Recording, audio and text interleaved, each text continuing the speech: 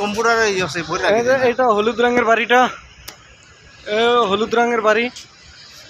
এটা হলো আমার রাসূল প্রিয় নবী হযরত মুহাম্মদ সাল্লাল্লাহু আলাইহি ওয়াসাল্লামের বাড়ি মক্কা। এই যে এই বাড়িটা হলুদ রঙের বাড়ি, এটাই হচ্ছে আমার রাসূল প্রিয় নবী হযরত মুহাম্মদ সাল্লাল্লাহু আলাইহি ওয়াসাল্লামের বাড়ি। আর এটা অপর সাইডে যে আবু জাহেরের বাড়ি ছিল মক্কা, কাবাঘরের পাশে আবু জাহেরের বাড়ি ছিল সেটা হলো এই তো ঘুরিয়া দেখাইতেছি। এটা কালে প্রিয় আবু জাহেরের বাড়ি। কইরে কইরে কইরে কইরে সাইনবোর্ডটা কই, এই যে সাইনবোর্ডটা দেখা যাইতেছে, এটা জুম করে দিলাম।